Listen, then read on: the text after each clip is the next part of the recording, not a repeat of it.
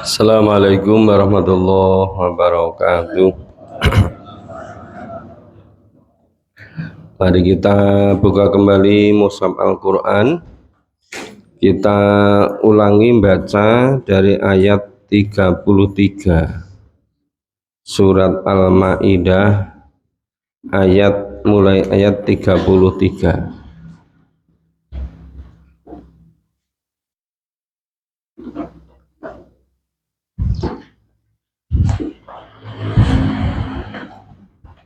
A'udzu billahi minasy syaithanir rajim.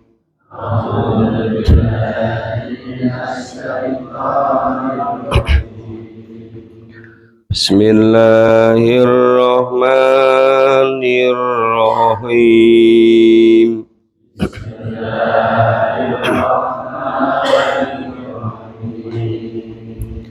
Innama jazaa'ul ladzina yuharibuna Allaha wa rasulahu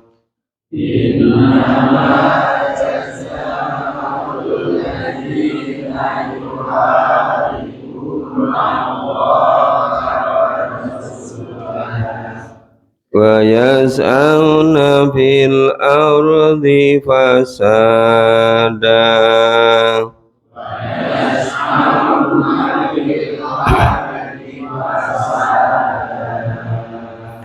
ayyuqaddalu ayyusallabu au tuqadda aydihim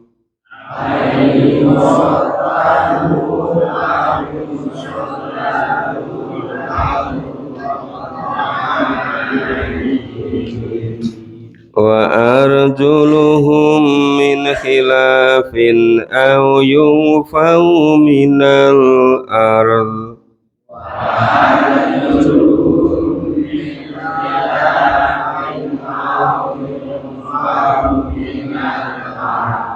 dzalika lahum khizyun fid dunya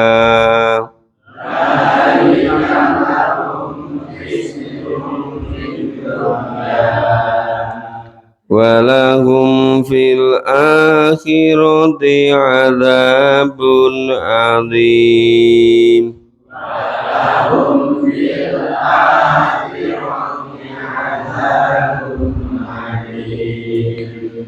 Illal ladzina tabu min qabli an taqdiru alaihim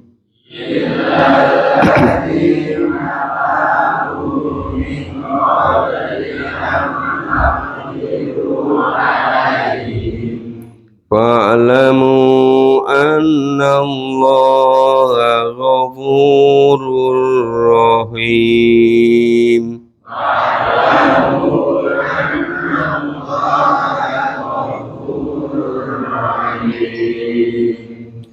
Ya ayyuhalladzina amanu taqullaha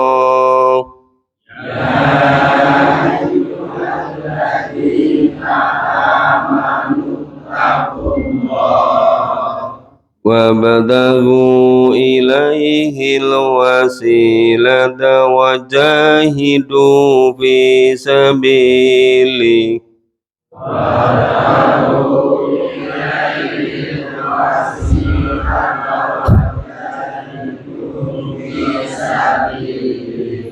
la'allakum tuflihun.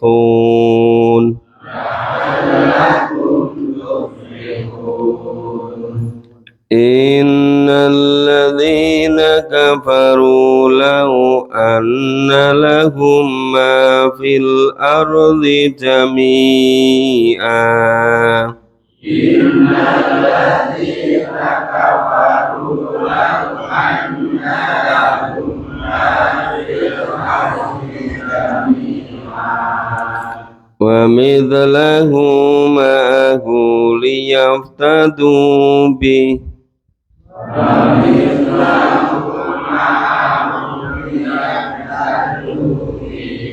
min adzabi yaumil qiyamati ma tuqbila minhum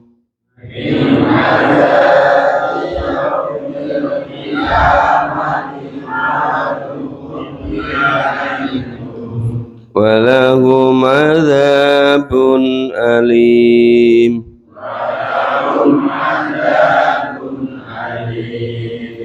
Yuriduna an yakhruju minan nari wa ma hum bi kharijina minha.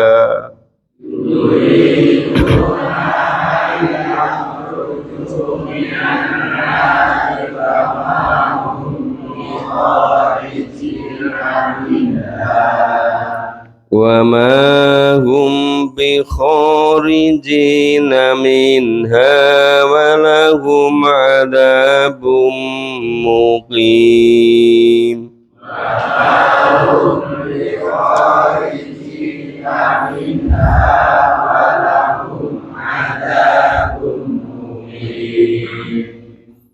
Ya, kita pahami dulu, kita ulangi memahami yang mulai 33. Kemarin pagi sudah kita pahami tapi belum mendalam.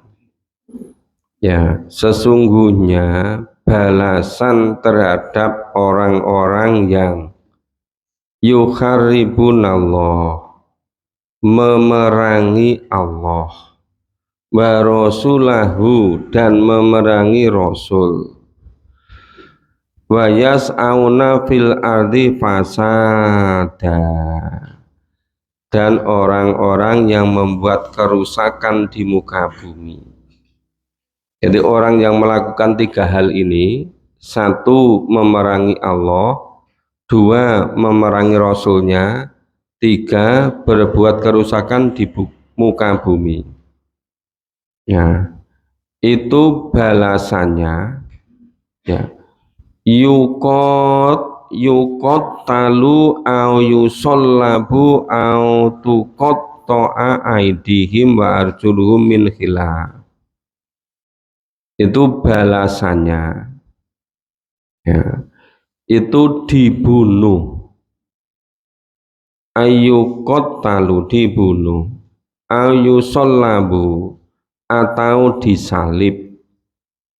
Au tuqatta'a aidihim wa arjuluhum min khilaf, atau dipotong tangan dan kaki mereka secara timbal balik, secara silang.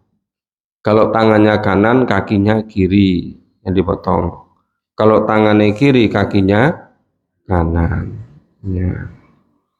Au yungfau minal ard, atau diasingkan, dibuang dari negerinya, dibuang, dijauhkan dari tempat tinggal semula. Jadi berat sekali balasan orang-orang yang memusuhi Allah atau memerangi Allah, memerangi Rasul, dan berbuat kerusakan di muka bumi. Itu dibunuh atau disalib atau dipotong kaki dan tangannya secara bersilang atau diasingkan. Dzalika lahum khizyun fid dunya. Yang demikian itu sebagai suatu penghinaan untuk mereka di dunia. Jadi itu baru balasan yang sifatnya kecil untuk menghinakan di dunia. Nah, balasan yang sebenarnya walahum fil akhirati adzabun adzim. Nah, dan bagi mereka itu di akhirat itu siksa yang berat. Nah, kenapa kalau ketentuan semacam itu diterapkan? Itu hidup di dunia menjadi tenteram, menjadi damai, tidak banyak kriminalitas, tidak banyak berbuat kerusakan, tidak banyak berbuat curang, Nanti akan terwujud masyarakat yang serba adil, serba makmur. Orang tidak mau mengambil kecuali haknya. Itu kalau ketentuan-ketentuan Allah itu diterapkan. Tapi kalau ketentuan Allah itu nggak diterapkan, orang itu berbuat kriminal, berbuat dosa, itu karena balasan atau hukuman di dunia itu hanya sekedarnya. Kemudian tidak membuat orang itu jera. Kalau tidak membuat jera, itu yang lain kemudian jadi ikut-ikut. Apalagi kalau sudah disalahgunakan, disalahpahami. Jadi misalnya kalau pencurian itu yang kecil, kalau yang besar misalnya korupsi, itu juga didefinisikan apa itu pencurian, apa itu korupsi. Ketika mengambil hak-hak orang secara diam-diam dan nggak diketahui orang. Misalnya didefinisikan seperti itu. Tapi kalau itu mengambil hak-hak orang yang bersifat massal, dan itu ngambilnya bukan kecil-kecil, tapi bisa puluhan bahkan ratusan triliun, dan itu dirancang bersama-sama berbagai macam institusi, berbagai macam bagian.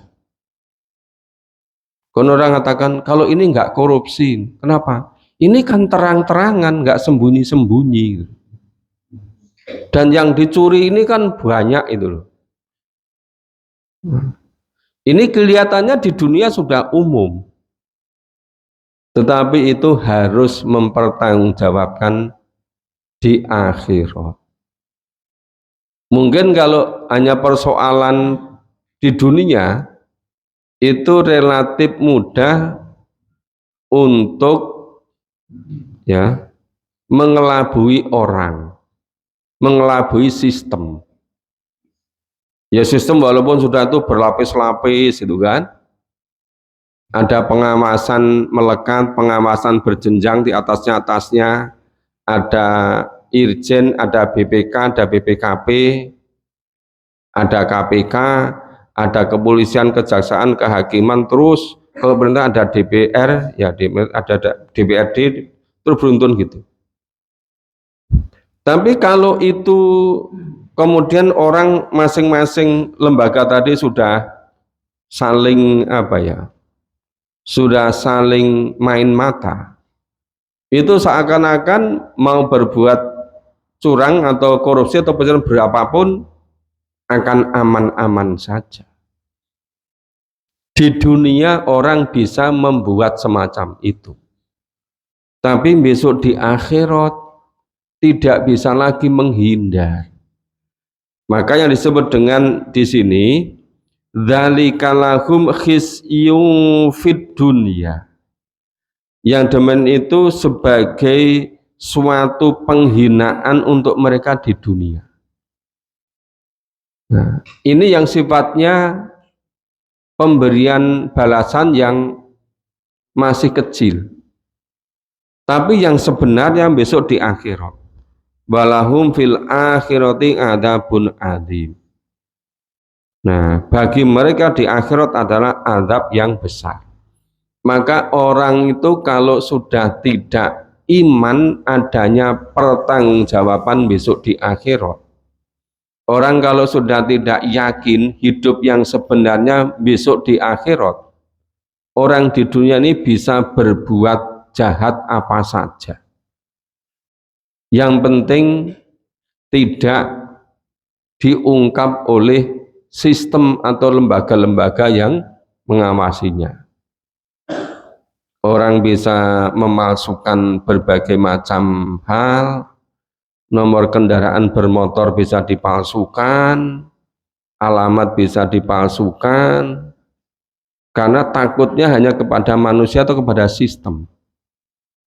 Tidak takut pada pertanggungjawaban besok di akhirat. Itu yang akhirnya menjadi hidup dunia ini tidak bisa betul-betul bahagia sejahtera. Mungkin untuk kemajuan secara materi duniawi kelihatan bisa lebih maju, lebih glamor. Tapi sebetulnya itu menyiksa.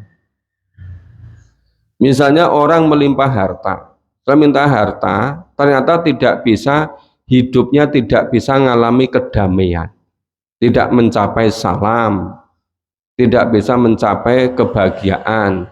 Akhirnya larinya apa? Ada yang larinya ke minum-minuman, ada yang larinya ke pergaulan bebas, ada larinya ke narkoba. Nah, kemudian penyakit masyarakat terus berkembang demikian rupa. Orang kemudian bikin apa itu gengsi-gengsian. Kalau senang hanya laki dengan perempuan, oh itu kalah bergengsi. Kalau senang laki-laki dengan laki-laki, perempuan dengan perempuan, lah itu baru kontemporer, baru modern itu. Nah, yang gitu-gitu itu nggak menjadikan apa itu, nggak menjadikan hidup ini tentram. Terus model lagi itu ijul-ijulan, tukar-tukar pasangan. Dikira itu bisa bikin tentram, ternyata bikin kacau balau nggak karuan. Nah, makanya kelihatannya duniawinya bisa maju, tetapi itu yang bersifat sekedar di luar, sekedar materi, tetapi tidak bisa membawa kedamaian, ketentraman, kesejahteraan. Makanya tingkat kriminalitas rata-rata tinggi, semakin meningkat, karena hanya takutnya kepada orang atau kepada sistem. Ketika orang sudah sepakat untuk sama-sama berbuat jahat, berbuat curang, tapi sudah dianggap umum, udah semakin nggak karuan lagi gitu. Terus ilal ladzina tabu min qabli an taqdiru alaihim.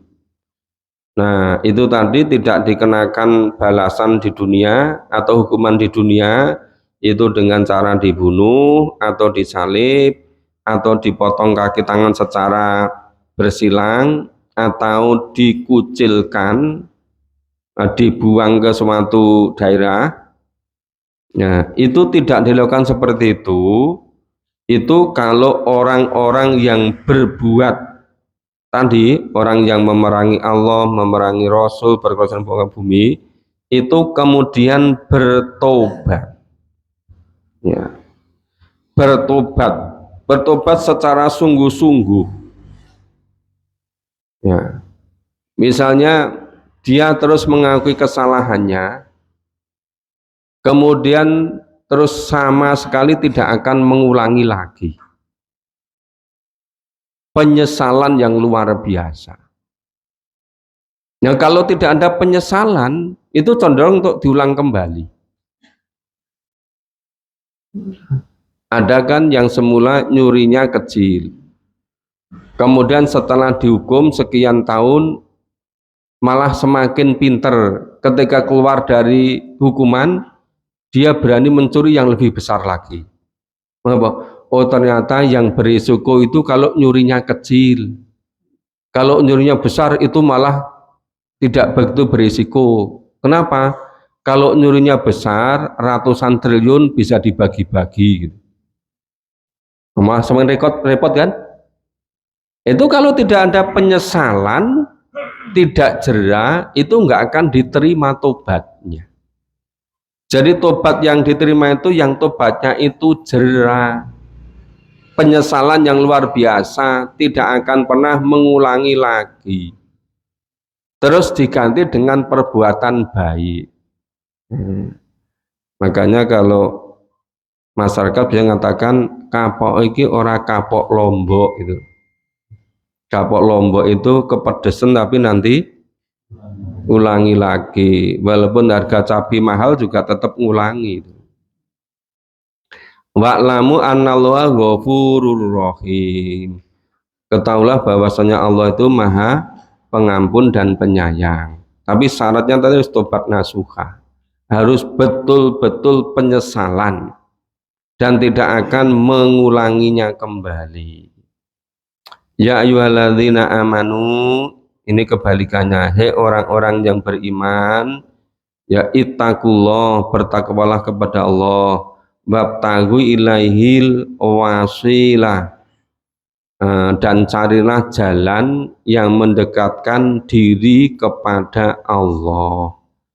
Cari jalan, cari wasilah untuk mendekatkan diri pada Allah. Ya selalu senantiasa berusaha di jalan Allah, fisabilillah. Kemudian wajahidu fisabilih, dan berjihadlah pada jalannya. Berjihad itu mengerahkan seluruh kemampuan, ya waktu, tenaga, kesempatan, sarana prasarana, perhatian, pikiran, ilmu, semua fasilitas itu digunakan untuk bersungguh-sungguh di jalan Allah. Jadi bukan ala kadarnya, bukan gurge samben, orang sak kobere. Memang menjadi prioritas pertama. Orang itu seharusnya kalau mau mengikuti cara hidup Nabi, kalau usia sudah menginjak umur 40 tahun, itu mestinya sudah bisa lebih fokus untuk nyiapkan hidup di akhiratnya. Sehingga nanti kira puncak-puncaknya karir profesi itu sudah terarah untuk fisabilillah sampai akhir hayatnya. Syukur semakin mendekati ajal datang itu semakin meningkat terus untuk berbuat baiknya. Kalau orang usia sudah lebih dari 40, bahkan 50, bahkan menjelang 60, ya sudah memiliki cucu, tapi nggak bisa, hidupnya nggak bisa tentram, nggak bisa damai, ya, tidak fokus menyiapkan akhiratnya, banyak terpengaruh oleh cara-cara hidup yang berdasarkan materi, berdasarkan kebebasan yang tidak mengikuti tuntunan Allah dan Rasul. Nah itu ngalamat di akhiratnya berat itu. Nah kalau sudah usia 60-an kok belum fokus nyiapkan akhiratnya, itu terus kapan? Ditanya kapan nyiapkan? Ya kapan-kapan. Nah akhirnya kapan-kapan nggak sempat itu. Itu harus betul-betul diupayakan. Nah di sini la'allakum tuflihun, supaya kamu mendapat keberuntungan. Ya ketika masih usia sebelum 40 tahun memang all out untuk menyiapkan hidup memenuhi kebutuhan materi, sarana prasarana fisik, kebutuhan keluarga, suami, istri, anak, keturunan, iya. Tapi kalau usia sudah 60-an nggak segera fokus menyiapkan akhiratnya, terlalu lama-lama untuk terus menerus hanya sekedar duniawi. Orang lebih senang ngurusi hobi, ngurusi kesenangan, ya itu nanti lalai menyiapkan untuk akhiratnya.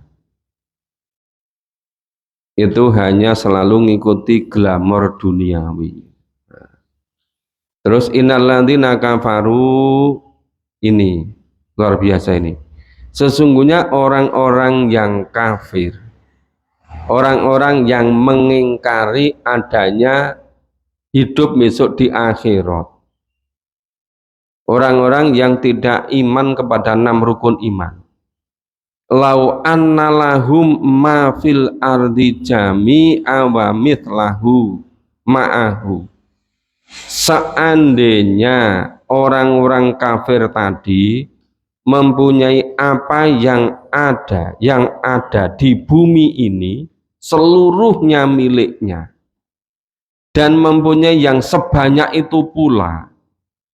Jadi bumi ini miliknya semua, bukan hanya yang di Purwomartani, bukan hanya yang di Sleman, bukan hanya yang di Jogja, bukan hanya yang di Asia Tenggara, bukan hanya yang di Asia, tapi seluruh bumi ini itu menjadi miliknya dan masih memiliki satu lagi seperti itu. Jadi 2 kali lipat dari bumi ini.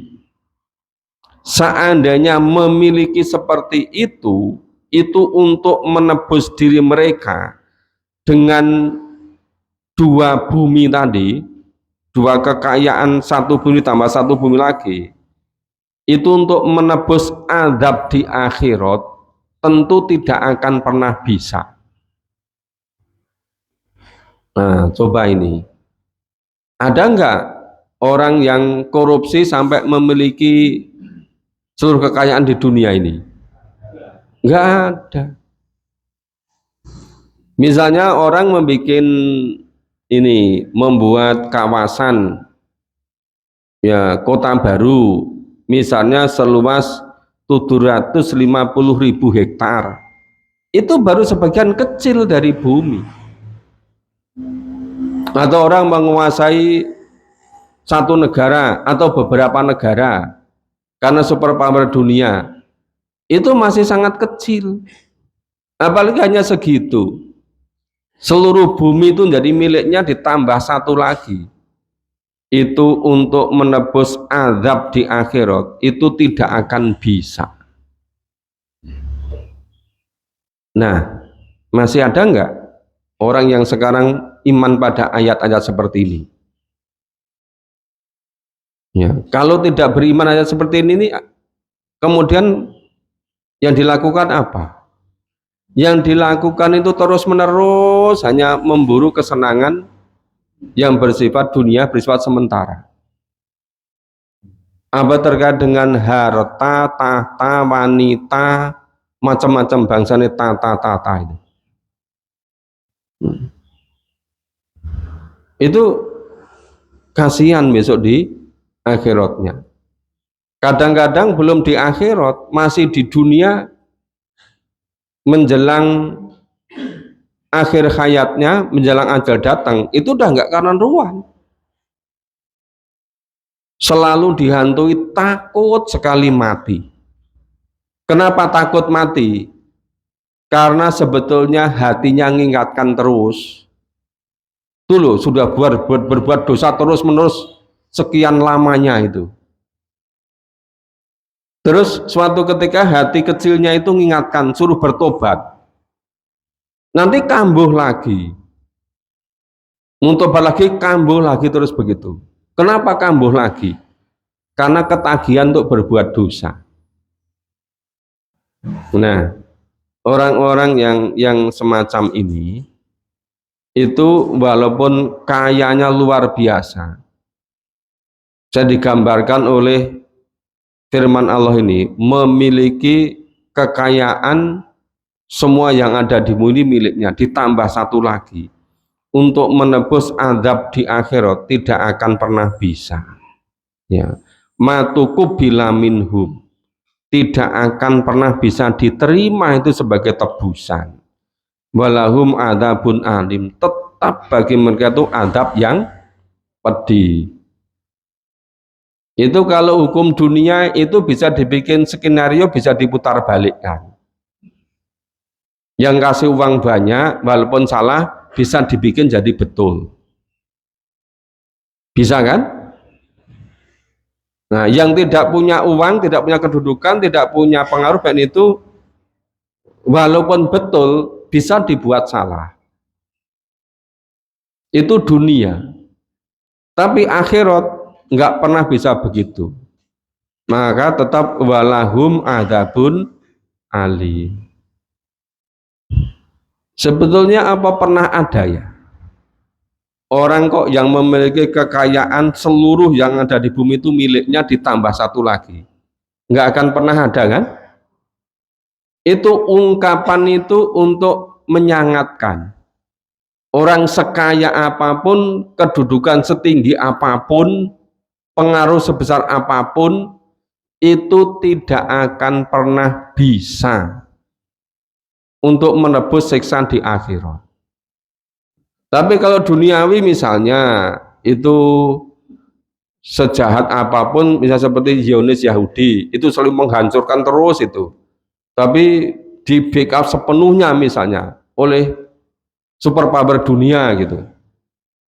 Setiap akan dengan itu langsung diveto. Hukum apapun nggak berlaku misalnya. Oh ini ada hukum internasional yang melanggar itu ketika yang memiliki otoritas hukum nasional mau bikin aturan langsung diancam oleh superpower dunia. Nggak berani. Akhirnya leluas buat semaunya.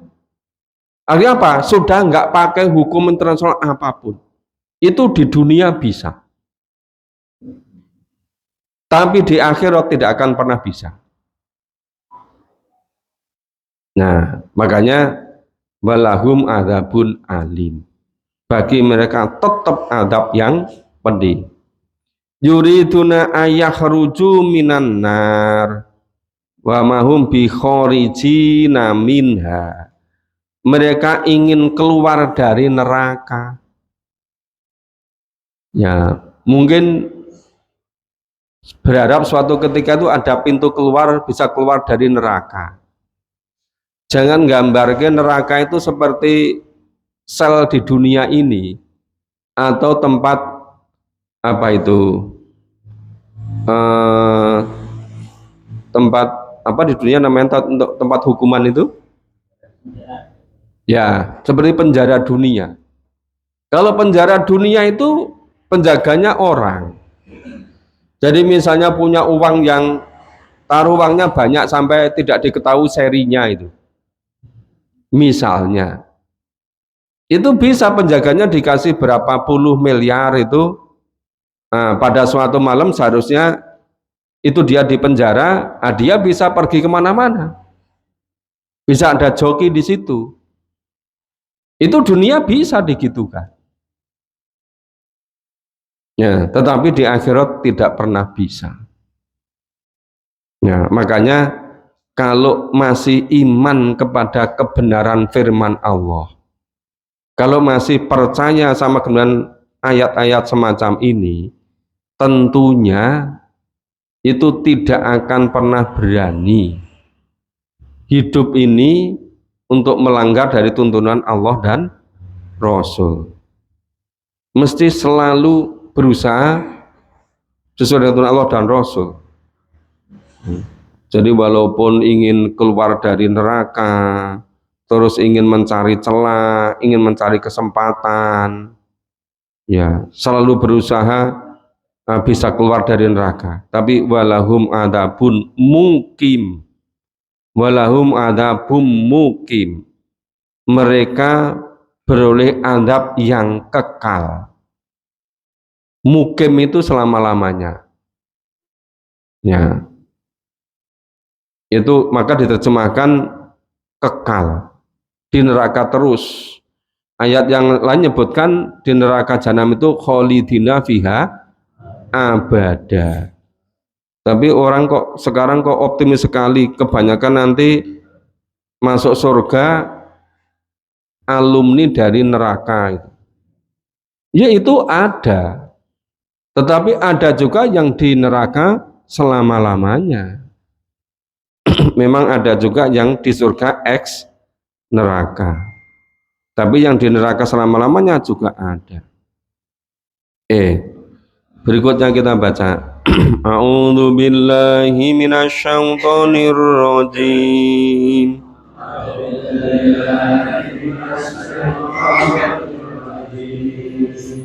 Wasariqu wasariqatu faqta'u aydiyahuma wasariqu wasariqatu faqta'u aydiyahuma jazaa'an bima kasabana kalam minallah.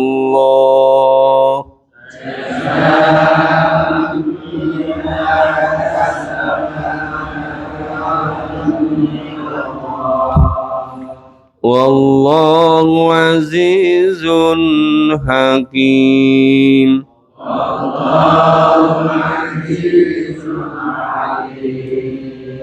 Faman taba min ba'di dhulmi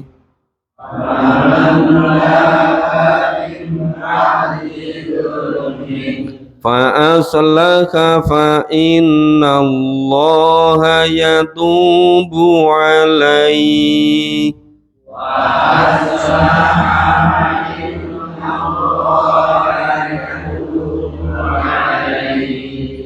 إن الله غفور رحيم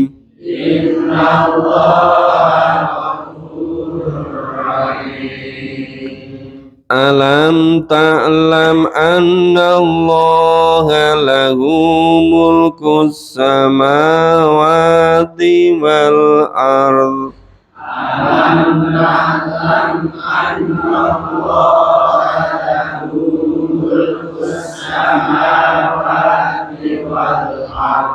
yu'adzibu man yasha'u wa yaghfiru liman yasha'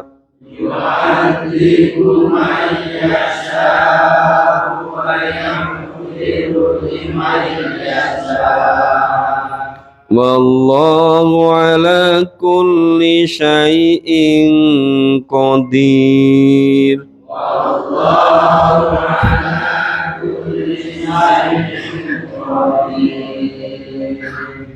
Ya, kita pahami. Wasariku wasarikotu, pencuri laki-laki dan pencuri perempuan.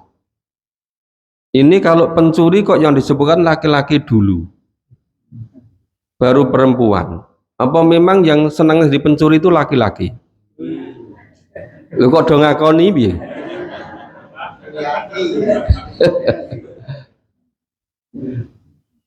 Tapi kalau menyebutkan yang zina kok perempuan dulu, iya kan? Ayatnya tentang zina itu kok perempuan dulu, padahal zina nggak akan terjadi kalau hanya kemauan perempuan kan? Apa bisa kalau hanya sebelah pihak? Nah, itu firman Allah itu tertata demikian hebatnya sesungguhnya. Kenapa kalau zina disebut perempuan dulu? Karena seharusnya wanita itu tinggal di rumah. Lah nek keleyekan metu kok omah kemudian terjadi zina di luar rumah, double-double dosanya. Pertama double meninggalkan rumah, kedua zinanya. Nah kalau laki-laki memang kerjanya di luar rumah. Kalau laki-laki kerja di rumah saja itu ya terbalik-balik. Seharusnya yang bertanggung jawab memenuhi kebutuhan itu kan laki-laki kan. Ya makanya kenapa kalau wasariku wasarikotu itu kok kebanyakan laki-laki. Ya mungkin kalau perempuan itu memang kepepet itu loh. Kepepet itu awal-awalnya, lama-lama ketagihan itu. Nah itu sama-sama repotnya. Nah, wasariku pencuri laki-laki karena ya memang yang tugasnya bertanggung jawab untuk kebutuhan itu laki-laki. Dan laki-laki yang kebanyakan keluar rumah. Kalau pencurian terjadi kan di luar rumah sendiri. Makanya pencuri laki-laki didahulukan dari pencuri perempuan. Nah, pencuri laki-laki dan pencuri perempuan, faktou aidiyahuma, potonglah tangan keduanya, ya sebagai pembalasan bagi apa yang mereka kerjakan. Itu sebagai jazaa'an bima kasaba, nakalam minallah, dan sekaligus sebagai siksaan dari Allah. Nah, itu kenapa kalau pencuri itu ketika melaksanakan hukumannya itu perlu diketahui oleh orang. Itu maunya itu biar jerah. Bapak Ibu yang sudah pernah atau sering ke daerah-daerah yang diterapkan ketentuan Allah ini. Banyak enggak lihat orang yang tangannya terputus, dipotong, atau kakinya? Jarang-jarang ada kan? Kenapa jarang-jarang ada? Karena mereka jera nggak berani mencuri lagi. Nah, makanya yang namanya hukuman kisos itu untuk kehidupan. Nah, tetapi karena hukum Allah itu nggak diterapkan, orang mencuri seberapapun dibiarin. Akhirnya apa? Tidak pernah jera. Jeranya itu nanti ketika malaikat maut datang baru jera. Tapi udah nggak ada gunanya tobatnya. Hanya tinggal penyesalan menjelang sakaratul maut, menyesal ketika di alam kubur, menyesal ketika dibangkitkan kembali dikumpulkan di mahsyar, penyesalan yang luar biasa ketika di neraka.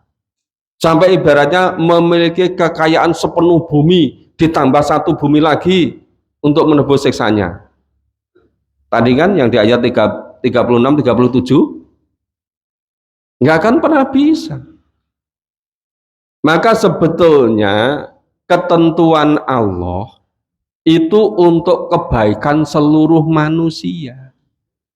Tapi manusia itu lebih senang membuat aturan-aturan sendiri. Kenapa? Sebetulnya takut nanti kalau Allah itu diterapkan menimpa pada dirinya. Karena bikin aturannya itu yang tidak pernah menjadikan jera, akhirnya apa? Buat aturan untuk dilanggar. Yang terjadi seperti itu kan?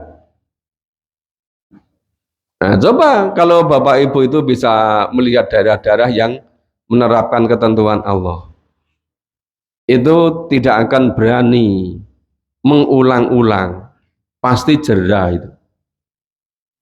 Nah, itu untuk menyelamatkan bukan hanya di dunia, ya, menyelamatkan juga besok di akhirat itu.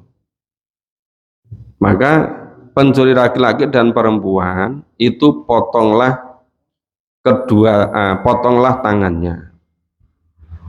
Nah, itu sebagai balasan orang yang mencuri, dan itu sekaligus sebagai siksaan dari Allah.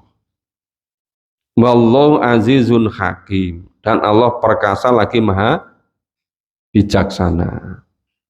Maka Allah yang menciptakan dunia seisinya, Allah yang menciptakan manusia, Allah yang paling ngerti, paling paham bagaimana menjadikan manusia hidupnya itu tentram, bahagia, subur, makmur, terpenuhi seluruh kebutuhannya. Itu Allah yang tahu, Allah yang ngatur. Cuma sayangnya manusia nggak mau ngikuti ketentuan Allah, bikin-bikin sendiri. Kemudian faman taba mim ba'di dzulmi, barang siapa yang bertobat di antara pencuri-pencuri itu sesudah melakukan kejahatan, ya. Kemudian wa aslaha fa innallaha yatubu alaihi. Setelah berbuat jahat, mencuri, kemudian betul-betul ingin memperbaiki, wa aslaha, ya, ingin memperbaiki, ya cara begini gimana? Ya tobat dulu, tobat, menyesal, nggak akan mengulangi, terus diganti dengan perbuatan baik. Lah yang semacam itu fa innallaha yatubu alaihi. Nah, itu Allah akan mengampuni, ya, akan menerima tobatnya. Innallaha ghafurur rahim. Sesungguhnya Allah itu maha pengampun dan penyayang. Ghafur pengampun, rahim penyayang. Tapi syaratnya tadi harus betul-betul wa aslaha. Wa aslaha fa innallaha yatubu alaihi. Jadi betul-betul berusaha untuk memperbaiki. Ya. Lah kalau sudah totalitas ingin memperbaiki, tobat, nyesal, nggak akan ngulangi lagi, diganti dengan berbuat baik, nah Allah menerima tobatnya. Ya, fa innallaha yatubu alaihi. Sesungguhnya Allah akan menerima tobatnya gitu. Alam taklam anallaha lahu mulku samawati wal ard. Tidakkah kamu ketahui sesungguhnya Allah lah yang mempunyai kerajaan langit dan bumi. Semuanya itu milik Allah. Yu'adzibu mayyasha wa yaghfiru limayyasha. Jadi Allah itu ya terserah Allah mau siapa yang kehendaki untuk disiksa, siapa yang dikehendaki untuk dikasih ampunan itu. Nah, tapi di situ sebetulnya itu berlaku yang namanya ketentuan Allah, yang namanya takdir, qadar dari Allah. Nah, orang yang melaksanakan, yang milih jalan hidup ketentuan Allah itu yang kemudian masing-masing ada konsekuensinya. Orang yang sebelumnya disebut oh ini namanya kausalitas, hukum sebab akibat. Itu sebetulnya ketentuan Allah yang berlaku di situ. Ya. Ketentuan Allah. Semuanya itu Allah yang menentukan. Nah, kemudian kalau bahasa itu yu'adzibu mayyasha. Jadi Allah menyiksa siapa yang dikehendaki, wa yaghfiru limayyasha, dan mengampuni siapa yang dikehendaki.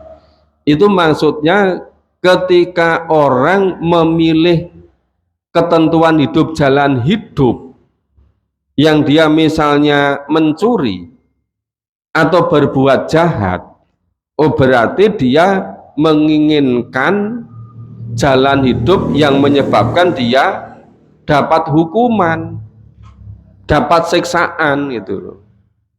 Nah, sebaliknya yang memilih ketentuan jalan hidup yang sesuai dengan tuntunan Allah itu yang akan mendapat yang firu limayasa, akan diampuni oleh Allah. Kenapa diampuni?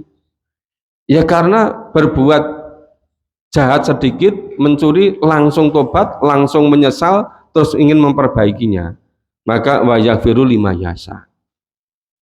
Ruballahu ala kulli syai'in qadir, dan Allah Maha Kuasa atas segala sesuatu. Nah, ini sampai ayat 40. Tadi banyak ayat yang isinya sangat penting, yang betul-betul harus dipegang dalam hidup ini. Misalnya tadi yang ayat 33 itu jangan sekali-kali berani memusuhi Allah, Rasul, dan berbuat kerusakan di muka bumi. Itu sangat berat hinaan di dunia apalagi di akhiratnya. Kemudian orang-orang yang kafir ayat 36, 37 seandainya memiliki kekayaan sepenuh bumi tambah satu bumi lagi untuk menebus siksa neraka di akhirat tidak pernah bisa. Maka jangan sampai nggak sempat memahami Quran, nggak sempat ngaji, alasannya repot padahal sekedar untuk bekerja mengumpulkan harta. Ya kalau memang sudah tercukupi, ya lebih baik waktu diatur sebagian untuk memahami firman Allah, supaya betul-betul bisa menyelamatkan hidupnya dunia dan akhirat. Insya Allah kita lanjutkan besok pagi mulai ayat 41 ya. Ini hari Kamis. Nanti malam jadwalnya di Masjid Nurul Huda Pertamina. Di Masjid Nurul Huda. Bapak Ibu yang belum biasa silaturahim ke sana, bisa silaturahim ke sana. Bisa ketemu di sana, bisa bareng-bareng. Bisa sholat isya di sini dulu, nyusul ke sana, atau sholat isya di masjid masing-masing nyusul ke sana, atau bisa juga sholat berjamaah di sana. Nah, di Masjid Nurul Huda di Pertamina, Komperta. Makasih, kita akhiri bersama dengan baca hamdalah dan doa kafaratul majelis. Alhamdulillahirabbil alamin. Subhanallah wa bihamdika asyhadu an la ilaha illa anta astaghfiruka wa atubu ilaik. Assalamualaikum warahmatullahi wabarakatuh.